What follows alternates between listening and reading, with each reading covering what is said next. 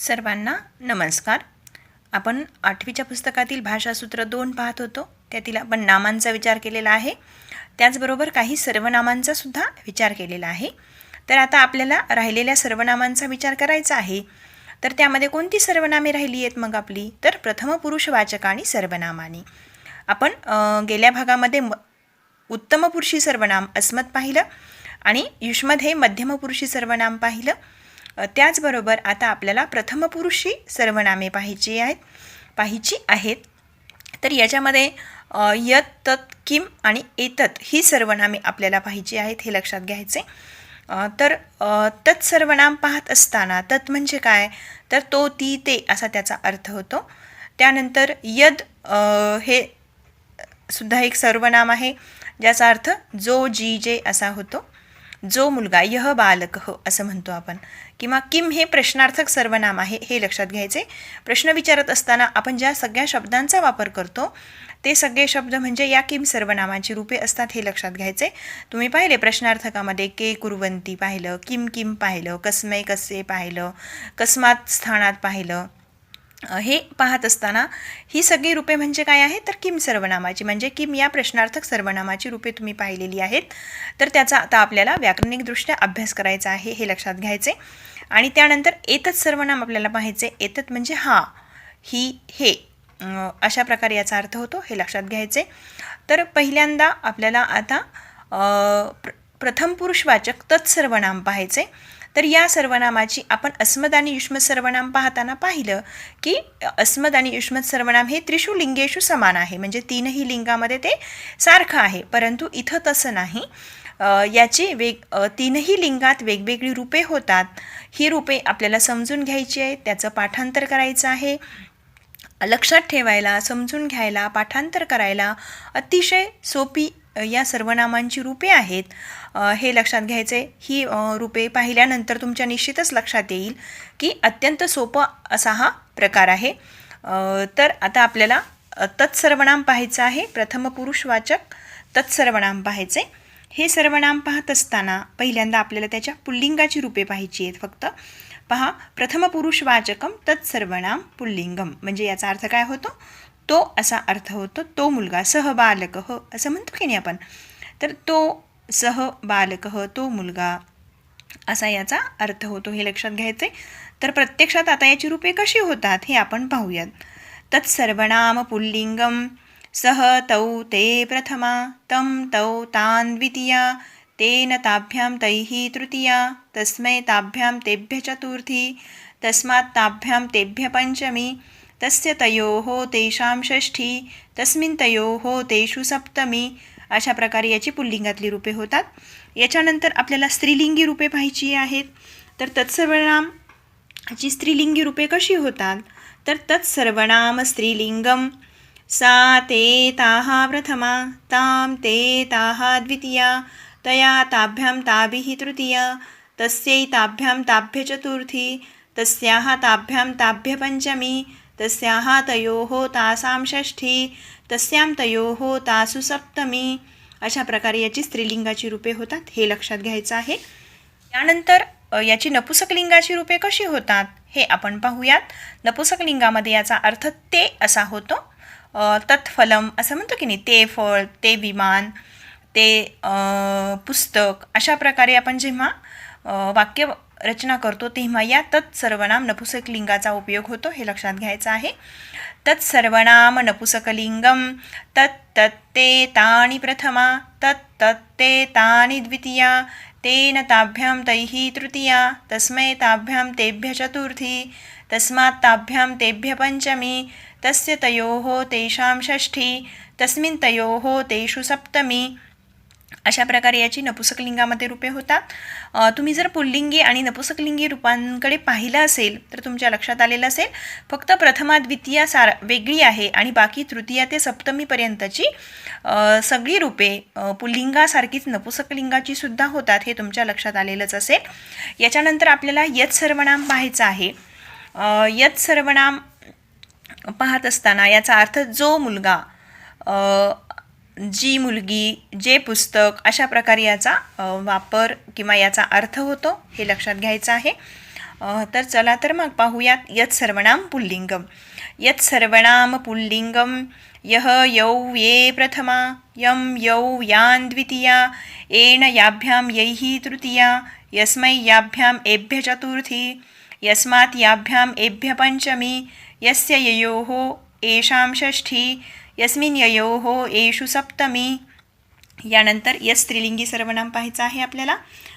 पहा यत् सर्वनाम स्त्रीलिंगम या ए याः प्रथमा याम ए याः द्वितीया यया याभ्यां याभिः तृतीया यस्यै याभ्यां याभ्य चतुर्थी यस्याः याभ्यां याभ्य पंचमी यस्याः ययोः यासां षष्ठी यस्यां ययोः यासु सप्तमी. यानंतर यद नपुसकलिंगी सर्वनाम पाहायचं आहे. पहा यत् सर्वनाम नपुसकलिंगम यत् ए यानि प्रथमा यत् ए यानि द्वितीया येन याभ्यां यैः तृतीया यस्मै याभ्याम् एभ्य चतुर्थी यस्मात् याभ्याम् एभ्य पंचमी यस्य ययोः येषां षष्ठी यस्मिन् ययोः येषु सप्तमी. अशा प्रकारे याची तत्सर्वनामासारखीच रूपे होतात, हे लक्षात घ्यायचं आहे. याच्यानंतर आपल्याला किम सर्वनाम पाहायचं आहे. तर किम हे प्रश्नार्थक सर्वनाम आहे. किम याचा अर्थ काय असा होतो. पुल्लिंगामध्ये याचा अर्थ कोण किंवा कोणता, स्त्रीलिंगामध्ये कोणती आणि नपुसकलिंगामध्ये कोणते किंवा काय असा पण याचा अर्थ होतो.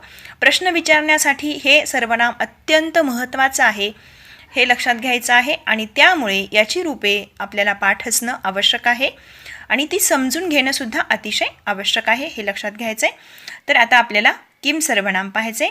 किम प्रश्नार्थकम सर्वनाम पुल्लिंगम कह कौ के प्रथमा कम कौ कान द्वितीया केन काभ्यां कैः तृतीया कस्मै काभ्यां केभ्य चतुर्थी कस्मात् काभ्यां केभ्य पंचमी कस्य कयोः केषां षष्ठी कस्मिन् कयोः केषु सप्तमी.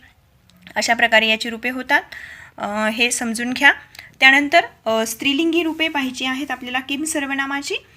पहा किम प्रश्नार्थक सर्वनाम स्त्रीलिंगम का के काः प्रथमा काम के काः द्वितीया कया काभ्यां काभिः तृतीया कस्यै काभ्यां काभ्य चतुर्थी कस्याः काभ्यां काभ्य पंचमी कस्याः कयोः कासां षष्ठी कस्यां कयोः कासु सप्तमी. अशा प्रकारे स्त्रीलिंगातली रूपे होतात. यानंतर आपल्याला किम नपुसकलिंगी सर्वनामाची रूपे कशी होतात हे लक्षात घ्यायचं आहे. किम प्रश्नार्थकम सर्वनाम नपुसकलिंगम किम के कानि प्रथमा किम के कानि द्वितीया केन काभ्यां कैः तृतीया कस्मै काभ्यां केभ्य चतुर्थी कस्मात् काभ्यां केभ्य पंचमी कस्य कयोः केषां षष्ठी कस्मिन् कयोः केषु सप्तमी. अशा प्रकारे किम सर्वनामाची रूपे होतात. जर तुम्ही लक्षपूर्वक पाहिलं असेल तर तत्सर्वनाम, यत् सर्वनाम आणि किम सर्वनाम या सगळ्यांची रूपे सारखीच होतात, हे लक्षात घ्यायचं आहे. पहा तत्सर्वनामामध्ये सह तौ ते प्रथमा, यत् सर्वनामामध्ये यह यौ ये प्रथमा, किम सर्वनामामध्ये कह कौ के प्रथमा. त्याचप्रमाणे जर तुम्ही देव शब्द पाठ केला असेल तर देवः देवौ देवाः प्रथमा देवं देवौ देवान् द्वितीया तं तौ तान् द्वितीया कम कौ कान द्वितीया. हे निरीक्षण तुम्ही करायला पाहिजे, जेणेकरून आपल्याला या शब्दांची, या सर्वनामांची रूपे पटकन लक्षात राहतील. कोणत्या सर्वनामाचं रूप कशा प्रकारे होतं हे आपल्याला समजेल. आणि निश्चितच तुम्हाला हे पाठ करत असताना तुमचा उत्साह वाढेल किंवा तुम्हाला पुन्हा पुन्हा हे वाचावं वाटेल. अशा प्रकारची ही सर्वनामे आहेत, हे लक्षात घ्यायचं आहे. याचं पाठांतर करायचं आहे. याच्यानंतर आपल्याला एतत् सर्वनाम पाहायचं आहे. पहा तर एतत् सर्वनाम, एतत् म्हणजे हा. आपण जेव्हा हा मुलगा धिस म्हणतो, धिस इज अ बॉय, म्हणजे एषः बालकः असं आपण जेव्हा म्हणतो तेव्हा ते एतत् सर्वनामाचं रूप असतं, हे लक्षात घ्यायचं आहे. तर एतत् सर्वनाम हे सुद्धा तत्सर्वनामासारखंच आहे, हे लक्षात घ्यायचं आहे. ते पाहिल्यानंतर तुमच्या ते निश्चितच लक्षात येईल. पहा एतत् सर्वनाम पाहायचे आपल्याला.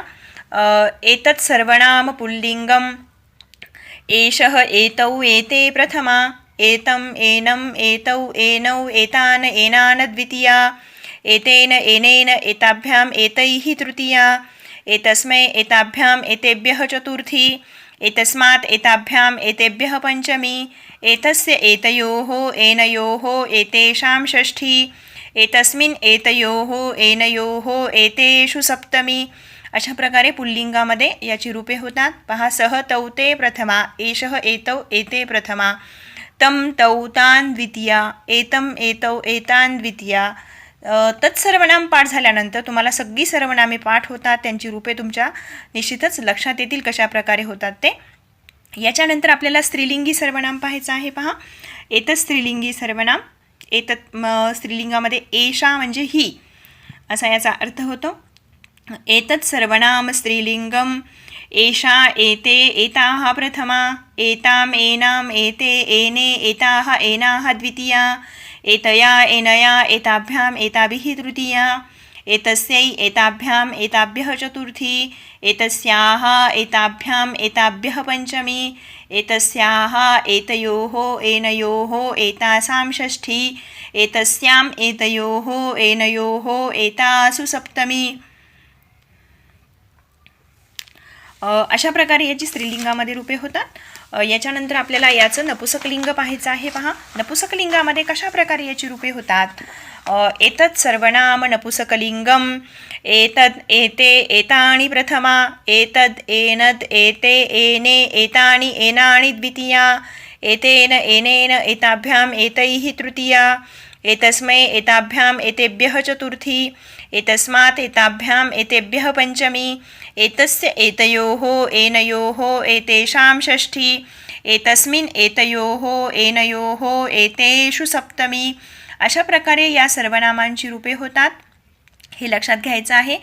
आणि यामध्ये एतम एनम एतद एनत एताम एनाम ही जी दोन दोन रूपे आहेत ती वैकल्पिक रूपे आहेत हे लक्षात घ्यायचं आहे. विकल्पाने आलेली आहेत हे लक्षात घ्यायचे. यापैकी कुठलंही एक रूप तुम्ही पाठ केलं तरी पण चालेल. अशा प्रकारे आपण भाषासूत्रामध्ये आपण नामांचा आणि सर्वनामांचा विचार केला तर त्या नामरूपांचं आणि सर्वनामरूपांचं पाठांतर तुम्हाला करायचं आहे. आणि नुसतं पाठांतर करायचं नाही तर वाक्यामध्ये यांचा वापर कशा प्रकारे होतो हे सुद्धा तुम्ही लक्षात घ्यायचं आहे. भेटूयात पुढच्या भागात.